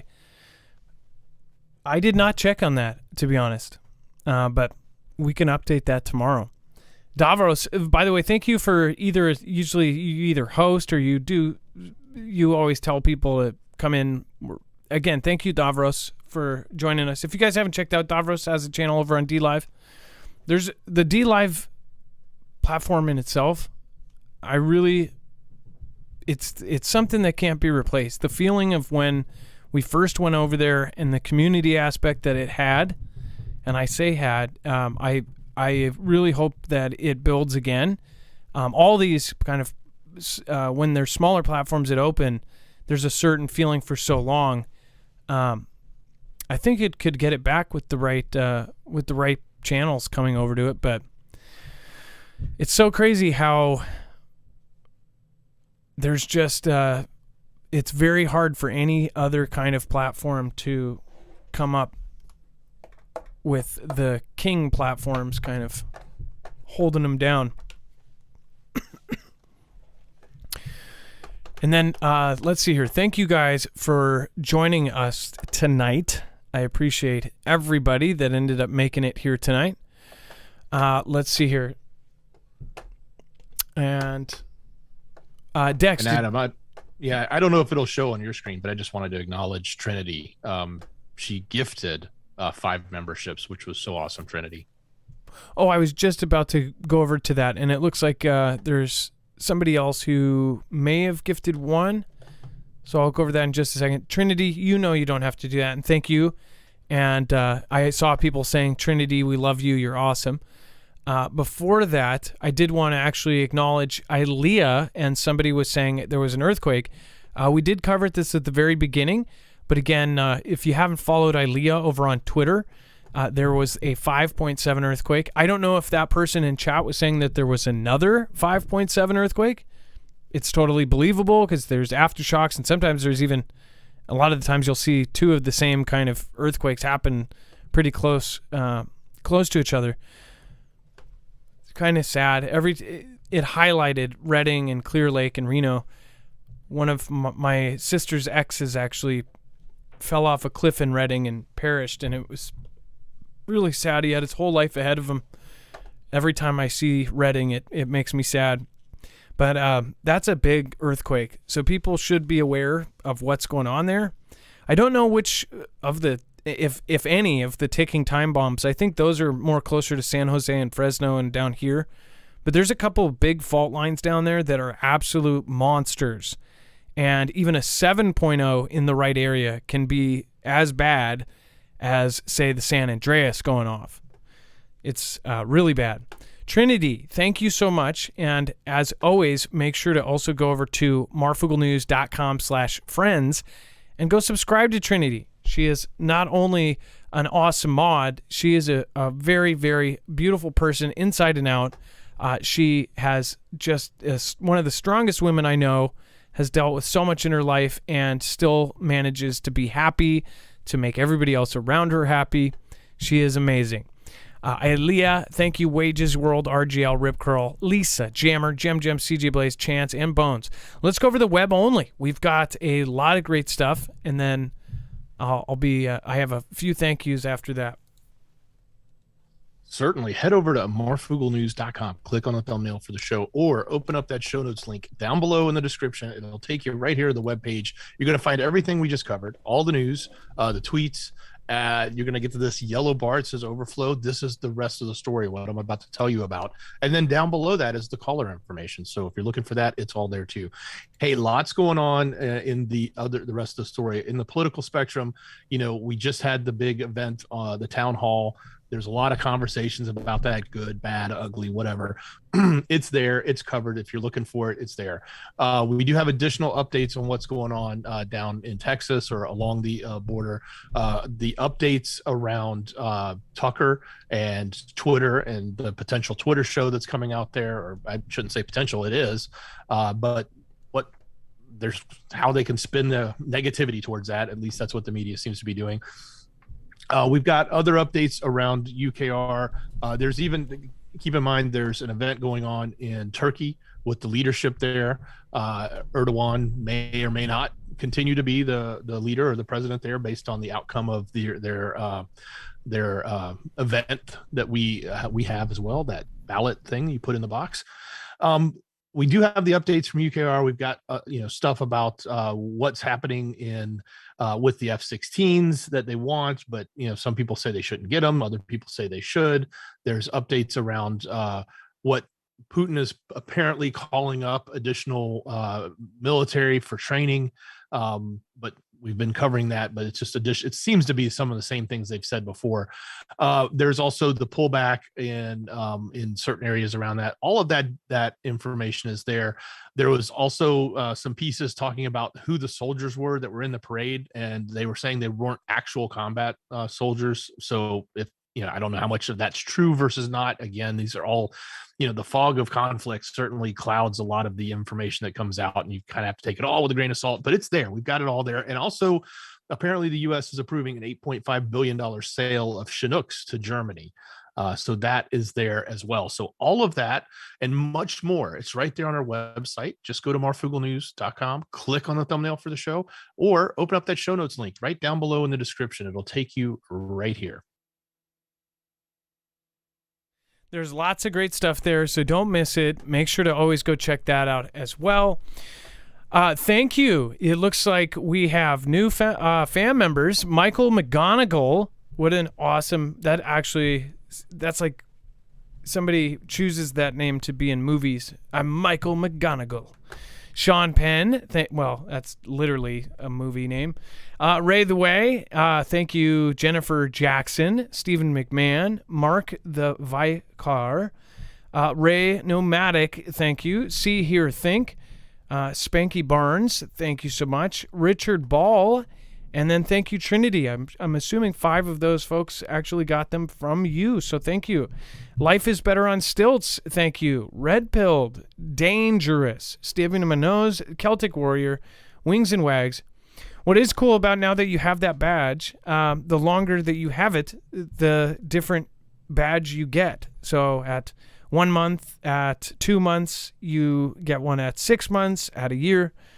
And they're all, I actually did all of them by hand. So they're corny little badges, but I did put a lot of time into them. So I appreciate seeing them. Thank you guys. And thank you for supporting us. I love you guys a lot. And we're now working on custom emojis for the members. So that's going to be cool too. It's something that other platforms had for a while, and they just finally got not too long ago. And we waited forever to get the approval. So thank you. Dex, thank you so much. I appreciate your service. Much love. Great job, brother. And thank you. And make sure to go check out Marfoogle News, our sister channel. That is up at the very top. You can go click and subscribe just by going to that news tab and then click on any one of those videos.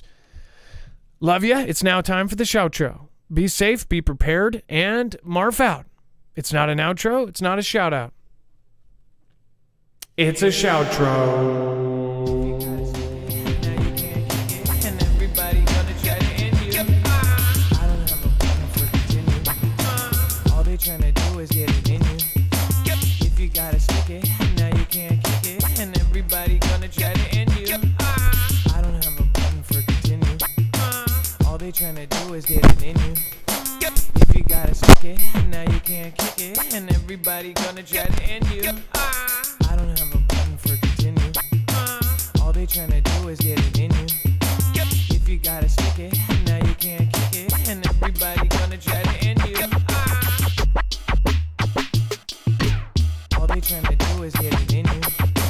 If you gotta stick it, now you can't kick it. And everybody gonna try to end you.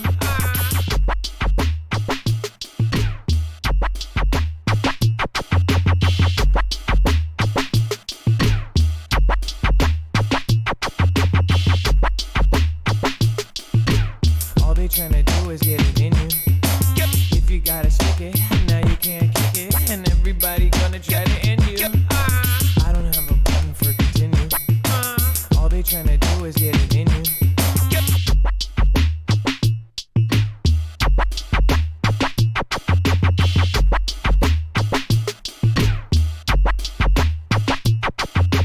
If you gotta stick it, now you can't kick it, and everybody gonna try to end you.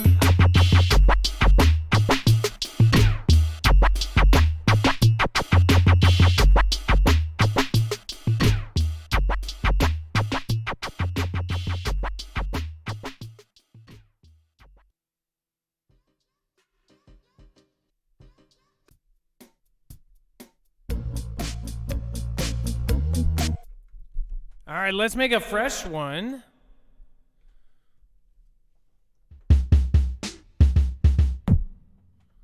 Looks like it will be Charity Sullivan.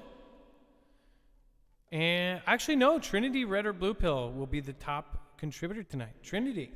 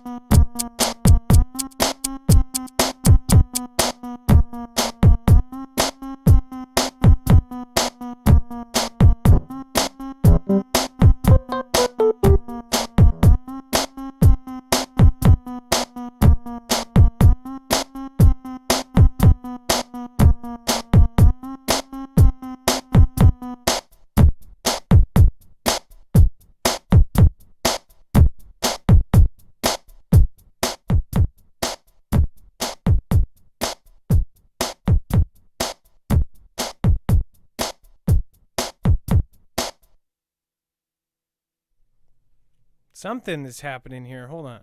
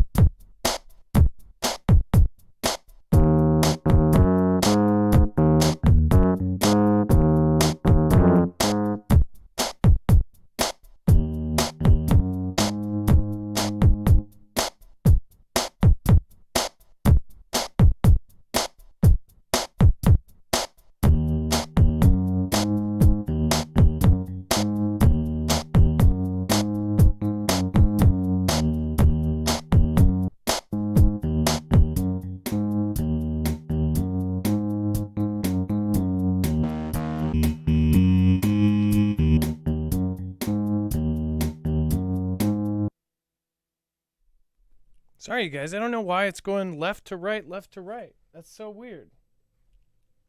It's probably in one ear and one out ear. What the heck is going on here?